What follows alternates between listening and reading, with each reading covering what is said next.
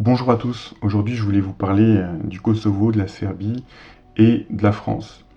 Et dernièrement je me suis mis à jour un petit peu sur ces problématiques qui m'ont toujours intéressé et je me suis rendu compte qu'il y avait plusieurs personnes dans ces affaires, je vais vous expliquer, qui sont depuis mortes, ou il y a des choses qui ont changé dans tous les cas. Donc je vais vous expliquer ces mises à jour depuis, typiquement depuis 2015 par exemple, la date de ce documentaire que je vous conseille pour suivre la trame de ce que je vais vous expliquer. C'est Service secret, la part d'ombre de la République, spéciale investigation. Ici on voit Pierre Sirami, pseudonyme d'un ancien agent des services. Alors je ne vais pas parler des éléments déclencheurs de la guerre Serbie, Kosovo, tout ça, etc. En fait, il y a quelques éléments qui me manquaient. J'ai jamais compris pourquoi les États-Unis, parce qu'on le sait maintenant, ont soutenu le Kosovo dans leur indépendance entre guillemets, en leur fournissant des fonds, du matériel militaire, etc. Pays entre guillemets dans lequel il y a une majorité de musulmans, donc on se dit pourquoi les États-Unis font ça. Alors déjà il faut savoir que le Kosovo, comme l'Albanie, peut-être encore plus l'Albanie, ils sont pas très religieux. C'est-à-dire, oui, c'est des musulmans en majorité, mais ils sont pas religieux comme dans d'autres pays. C'est dans la pratique, je parle. Mais surtout, qu'est-ce que ça permettait aux États-Unis de caresser dans le sens du poil les futurs Kosovars, notamment par le biais de Hashim Thaçi, qui est un ancien des troupes pour la libération du Kosovo, enfin quelqu'un qui a du sang sur les mains. C'est en ayant d'abord la confiance de Hashim Thaçi que les Américains ont pu gagner, on va dire, la confiance du peuple kosovar. Ils n'ont pas trop fait attention au fait qu'une des contreparties, c'était de créer une première base militaire. Je pense qu'il y en a plusieurs au Kosovo, base militaire américaine, mais la principale, c'est celle du camp Bondsteel, qui est près de la ville de Ferizaj, Urocevac. Elle avait été créée en 1999, officiellement pour assurer la paix et la stabilité dans la région, bien sûr. Et on peut se demander légitimement qui, en premier lieu, de l'extérieur, a eu intérêt à mettre le feu aux poudres dans les Balkans dans les années 90, alors qu'avant ça se passait très bien. Bref, c'est toujours la même chose de problème-solution. On crée le problème et ensuite on propose la solution. Dans tous les cas, donc, les Américains, ils ont une base militaire au Kosovo à partir de ce moment-là. Et on peut se dire, tiens, pourquoi au Kosovo? Ça leur permet déjà d'avoir une vision dans une partie de l'Europe qui n'est pas majoritairement dans l'Union Européenne, donc savoir un peu ce qui s'y passe et tout, parce que il y a quoi? Il y a la Croatie qui est dans l'Union Européenne autour, la Slovénie, ça c'est plus haut, mais il y a la Bulgarie, voilà, tous les pays sont pas, il y a la Roumanie, tous les pays sont pas évidemment dans l'Union Européenne, donc ça permet d'avoir un pied, et surtout, ça permet de voir ce qui se passe peut-être dans le pays juste à côté, entre guillemets, puisque pour les Serbes, le Kosovo, ça fait toujours partie de la Serbie. On a la Serbie qui est à côté, qui pour moi est un allié de toujours de la Russie, bien que on va voir que le président actuel, il joue à l'équilibriste. Je vais vous expliquer ça par la suite. Et la Serbie, c'est une des zones d'influence de la Russie. La Russie s'en est jamais cachée, il me semble. Donc je comprends mieux pourquoi ça intéresse les Américains d'être dans le coin. Parce que faut pas être naïf, à partir de 91 où l'Union soviétique a été démantelée, ou s'est démantelée d'elle-même, bref, tout ce qui avait été investi en moyens humains, militaires, etc., bien sûr, on va tout de suite trouver un nouvel ennemi, regardez dans quelle direction va mon regard, trouver un nouvel ennemi pour continuer à justifier l'existence et les budgets des services de renseignement dans le monde entier. Mais on va pas tout d'un coup laisser tomber toutes les fiches qui avaient été créées sur un certain nombre de personnes qui n'étaient pas mortes, je veux dire, les choses continuent, même si on change de régime. Donc les États-Unis, pour moi, ils sont restés en guerre froide, ça n'a jamais cessé en fait avec la Russie, à la suite de l'Union soviétique. Ça me paraît clair. Et le problème, c'est qu'on paye leur pot cassé. Enfin, eux, ils sont toujours dans ce truc-là, alors que nous, on comprend pas que... Enfin, moi, je pense qu'on aurait énormément à gagner, les pays européens, à être alliés avec la Russie, et à faire des échanges, etc. Là, on prend le risque de s'isoler... Enfin, je vais pas refaire le monde, hein, mais on prend le risque de s'isoler de la Russie, donc du coup, qui devient amie avec les BRICS... et la Chine, l'Inde, la Corée du Nord, etc. Voilà, on a pris ce risque-là. Et on fait genre, on est amis avec les Américains, alors que depuis Mitterrand, mais peut-être même avant, lui-même Mitterrand nous disait, nous sommes en guerre secrète contre les Américains, bien qu'on se tape dans le dos officiellement. Alors après, il faut se demander aussi quel genre de présidents sont à la tête de nos pays actuellement. Ils sont bizarrement très pro-américains. Mais voilà, c'est pas un vrai ami, un vrai allié, les USA, pour nous. Je pense qu'on aurait bien plus d'échanges favorables avec la Russie. Mais bref, on voit où on en est aujourd'hui. Donc, nous, on va s'isoler. On va s'isoler, irrémédiablement. Mais là n'est pas la question. On va voir que, depuis cette époque-là, un des enjeux stratégiques, ça c'est vraiment mon opinion à moi, hein, mais c'est vraiment flagrant, un des enjeux stratégiques au niveau culturel pour saper l'influence de la Russie dans les Balkans, ça passe par la pratique de plus en plus grande de l'alphabet latin. Donc, je vais vous parler de l'actuel président de la Serbie, qui est Aleksandar Vučić, et il est connu qu'il fasse l'équilibriste entre le fait de maintenir de bonnes relations avec l'Union européenne, parce qu'il y a toujours cet espoir de bénéficier des avantages de l'Europe si ils y rentraient, hein, que ce soit économique ou autre. Là aussi d'ailleurs, je ne sais pas comment on procède, mais on fait toujours en sorte de déstabiliser économiquement ces pays-là ou de les appauvrir un peu, de telle manière à ce qu'il n'ait pas le choix que d'accepter vraiment comme si on leur tendait la main de manière méprisante, d'accepter le fait de rentrer dans l'Union européenne. Vous voyez ? À mon avis, il y a un travail de sape des banques qui est effectué en premier lieu. Ça me fait d'ailleurs penser à... On va juste parler du Liban. Hein. Avant qu'il n'ait été là... avant qu'il ne soit rentré en guerre et qu'il se fasse probablement envahir... comme par hasard, ces dernières années, c'était extrêmement chaotique. Peut-être comme... Je dis pas que ça n'a jamais été, mais c'est encore plus chaotique que tout.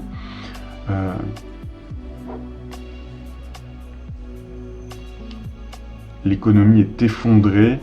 Les banquiers sont des véritables mafias là-bas, etc. Et je remarque que c'est toujours préalable à une future attaque, qu'elle soit militaire ou géopolitique. Vous voyez ce que je veux dire ?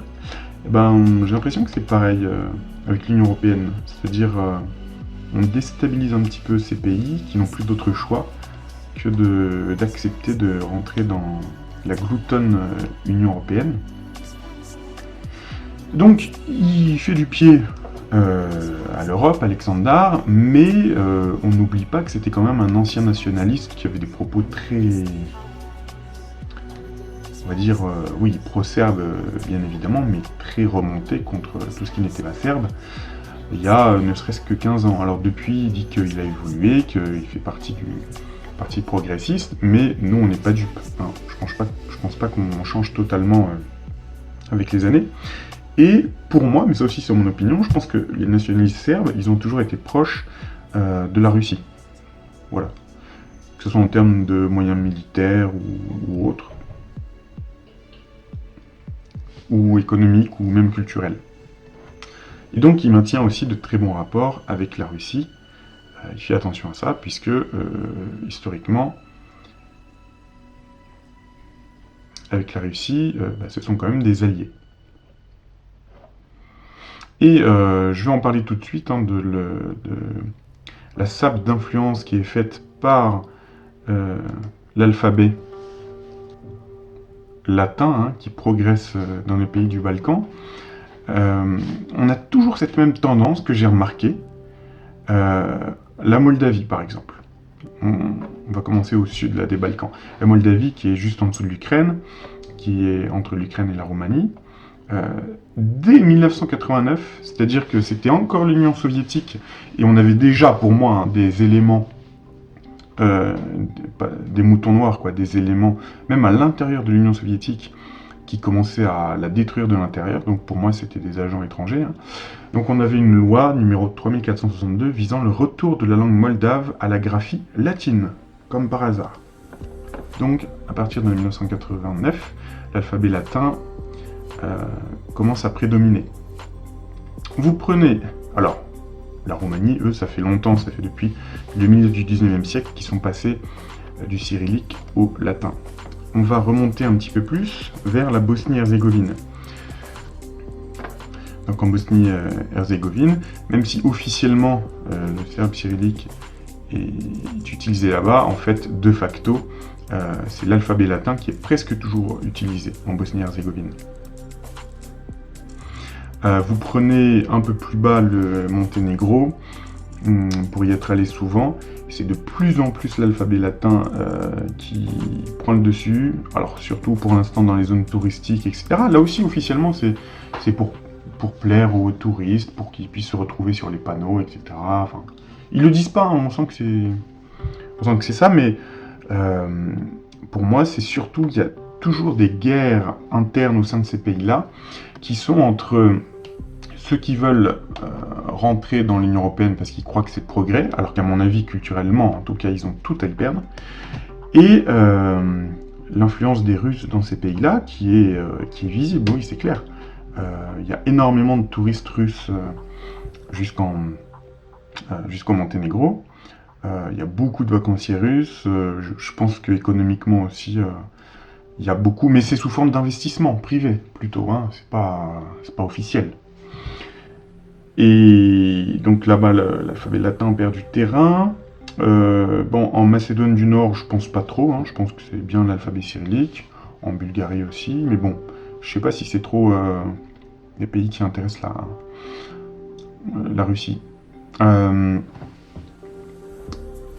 modus operandi au Kosovo dès qu'ils ont eu l'indépendance, entre guillemets, de la Serbie. Eh bien, le Kosovo a proclamé, comme on va le voir ici, l'albanais et le serbe, mais le serbe en alphabet latin, comme langue officielle du Kosovo. Et comme on peut le voir ici, hein, les autorités albanaises emploient délibérément l'alphabet latin pour écrire le serbe au lieu de l'alphabet cyrillique, lequel est pourtant préféré par les Serbes. Il s'agit bien sûr aussi d'une façon de s'imposer par rapport à la Serbie qui privilégie le cyrillique. Et là, vous allez me dire, qu'est-ce que viennent foutre les Albanais là-dedans? Ben si, géopolitiquement en fait, la plupart des Kosovars sont d'origine albanaise, et donc excusez-moi parce que ça a coupé à cause de plus de place sur les disques durs, donc je sais plus où j'en étais exactement, je reprends là. Les autorités albanaises emploient en plus délibérément l'alphabet latin pour écrire le serbe au lieu de l'alphabet cyrillique, lequel est pourtant préféré par les Serbes. Donc, je disais, on peut se demander qu'est-ce que viennent foutre les Albanais là-dedans. Ben, eh bien, en termes géopolitiques, je pense que c'était plus pratique pour eux de donner l'indépendance, entre guillemets, au Kosovo, plutôt que de rattacher le Kosovo à l'Albanie, parce que ça voulait dire une guerre frontale avec la Serbie qui aurait été sûrement soutenue par la Russie. Et donc, voilà, là on est dans un autre type de guerre, donc personne ne voulait ça, je pense. Et surtout les Américains, à mon avis, ne voulaient pas ça. C'est plus pratique d'avoir un Kosovo qui n'est pas trop exigeant, et qui acceptent tacitement, parce qu'ils sont contents d'avoir une base américaine sur leur sol, alors que, à mon avis, l'Albanie n'aurait jamais accepté d'avoir une base américaine sur leur sol. À mon avis, ça fait partie aussi des raisons.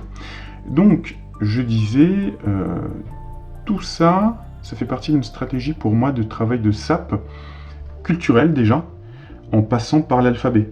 C'est très important, parce que à terme, même si toutes ces langues-là sont dérivées du serbe, dans les Balkans. Bien sûr que l'influence de la Russie pouvait possiblement être plus grande quand l'alphabet est le même, le cyrillique, même si c'est pas du tout les mêmes langues, on est d'accord, enfin, pas du tout.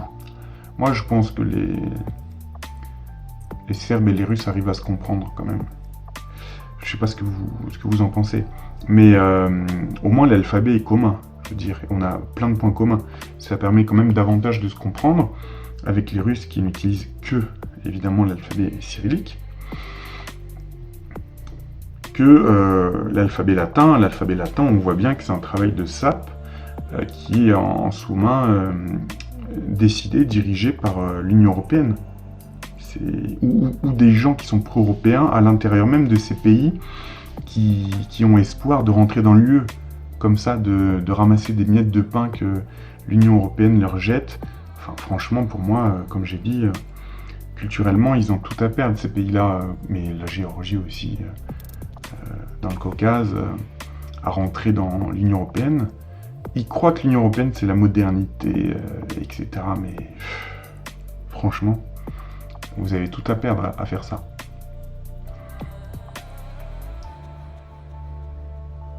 Bref, on sent bien derrière l'usage de plus en plus prégnant de l'alphabet latin. J'ai pas mal de soucis d'enregistrement avec cette vidéo, bien que j'ai mis un nouveau disque dur là. Donc bref, on va aller à l'essentiel sur la fin. Qu'est-ce qu'il est arrivé depuis le documentaire de 2015 à... Donc on va commencer par Hashim Thaçi.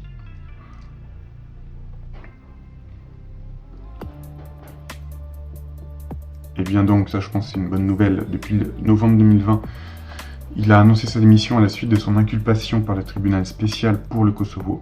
Cette inculpation fait suite à l'enquête du tribunal sur les exactions de l'armée de libération du Kosovo, dont Hashim Thaçi était un dirigeant. Ça, je trouve que c'est une bonne chose parce que jusqu'ici, le tribunal pénal international s'occupait que des exactions des Serbes nationalistes. Donc là, c'est bien, ça rétablit un peu l'équilibre. Ensuite, Dick Marty, qui était un député européen, donc un Suisse député,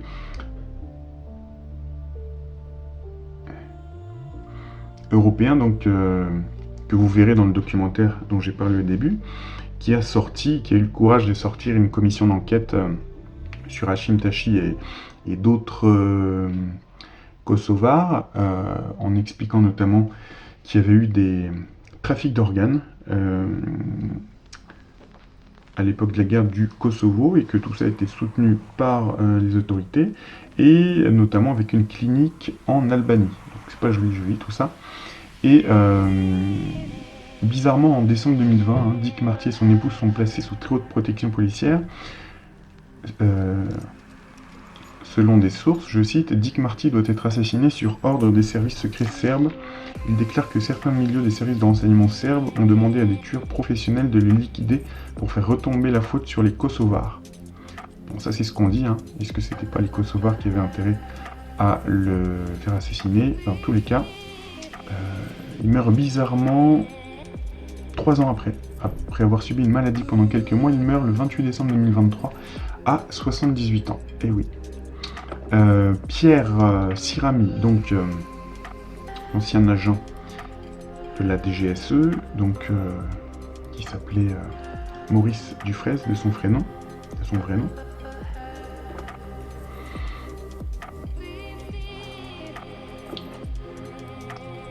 Alors, il avait sorti ce livre qui avait beaucoup dérangé, 25 ans dans les services secrets.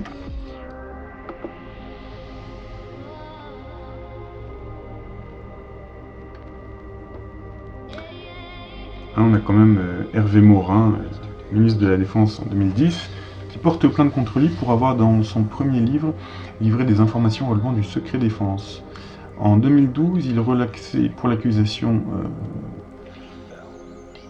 principale, parce que l'identité de ces 2 agents avait été révélée par la presse avant l'apparition de l'ouvrage, mais la procédure en justice s'est poursuivie, le service estimant que l'ouvrage viola à de nombreuses reprises le secret de la défense nationale.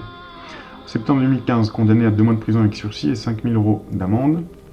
En mai 2017, vous allez voir, il se passe pas mal de choses en 2017. Un décret du 3 mai 2017 l'exclut de l'ordre national du mérite. Et il meurt pas longtemps après, hein, toujours, le 6 avril 2019 à Saint-Lô. Alors vous allez me dire, il avait eu un triple pontage coronarien en 2003, je crois. Oui, mais oui. Mais il meurt pas longtemps après. Alors peut-être aussi qu'il se savait condamné et qu'il avait décidé de parler, ce qui est tout à son honneur. Il a quand même eu le courage de révéler plein de choses. Donc en 2017, retenez bien, Pierre Sirami, donc, on l'empêche pour toute la vie et au-delà d'avoir la Légion d'honneur, etc. Pendant ce temps-là, on a Arnaud Danjean qui, je crois qu'il est plus député européen, mais il doit toujours être député anciennement UMP, là, je me souviens même plus.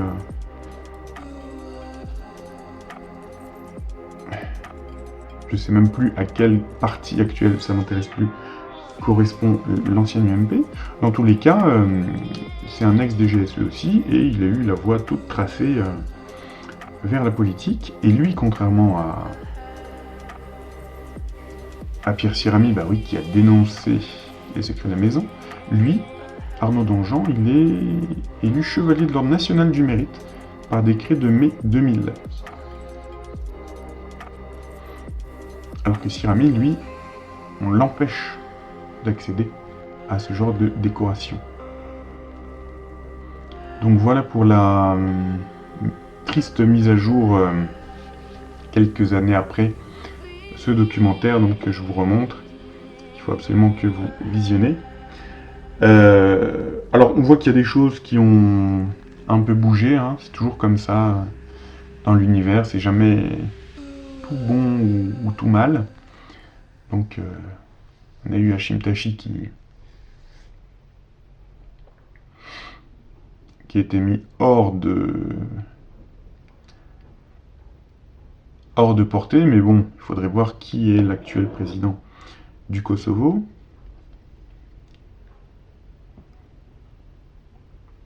Mais on a des gens, comme par hasard, qui sont attaqués à tout ça. Pierre Sirami, d'accord, il avait des problèmes de cœur, mais c'était pas forcément le cas de Dick Marty, qui a quand même parlé de trafic d'organes, trafic d'êtres humains, au sein de toute cette corruption qui a eu lieu pendant la guerre du Kosovo et après. C'est quand même très très bizarre. Et pour vous dire franchement ma pensée, j'y crois pas du tout au fait que, en gros, les services secrets serbes aient mis un contrat sur sa tête. Parce que soi-disant, il fallait liquider pour faire retomber la faute sur les Kosovars. Peut-être, hein, mais franchement, j'y crois pas. J'y crois pas. C'est trop risqué de faire ça pour... Déjà que la Serbie, ils sont en position compliquée parce que ils soutiennent la Russie, mais ils sont intéressés aussi par l'UE, mais... Bref. C'est déjà compliqué, je les vois pas prendre ces risques-là. Moi, je pense que... On voulait pas qu'ils parlent davantage aussi des trafics d'organes et d'êtres humains, parce que on serait peut-être remonté vers d'autres pays qui sont pas très très loin. Et puis on voulait pas que ça éclabousse peut-être en haut niveau, donc voilà. Bon, j'espère que vous aurez appris des choses.